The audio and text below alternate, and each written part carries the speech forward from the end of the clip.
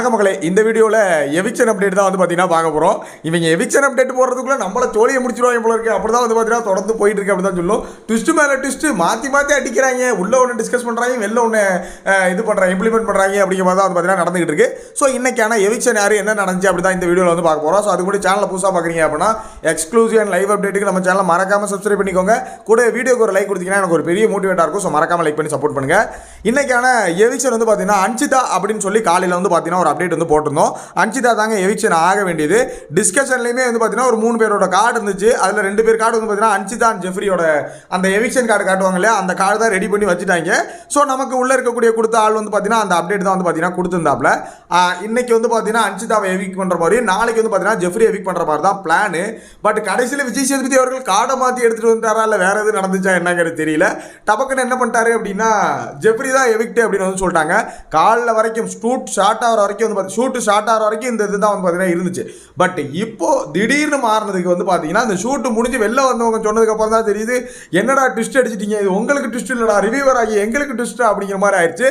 So வீட்டை விட்டு வெளியேறி இருக்கிறது வந்து பார்த்தீங்கன்னா ஜெஃப்ரி தான் வந்து பார்த்தீங்கன்னா வீட்டை விட்டு எவிக் பண்ணியிருக்காங்க. சாட்டர்டே எபிசோடில் ஜெஃப்ரி வந்து பார்த்தீங்கன்னா எவிக் பண்ணியிருக்காங்க. சரியா? ஸோ இன்னும் ஒரு சில அப்டேட்லாம் வந்திருக்கு. ஸோ அது எந்த அளவுக்கு உண்மைங்கிறது தெரில. பொய்யா ஏதாவது அப்டேட்டை மட்டும் பார்த்துட்டு உங்கள்கிட்ட வந்து உளறி நான் வந்து அடி வாங்கிக்க விரும்பலை. அதனால் ஜெஃப்ரி எவிக்ட் ஆகிருக்காப்புல.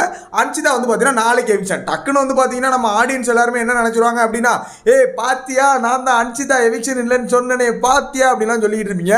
அப்படியெல்லாம் எதுவும் கிடையாது. இன்னைக்கு எடுக்க வேண்டிய கார்டு நாளைக்கு எடுத்திருக்காப்புல, மாற்றி எடுத்துகிட்டு வந்துட்டாப்புல நினைக்கிறேன். அதுதான் உண்மையாக நடந்திருக்கு. சரிங்களா?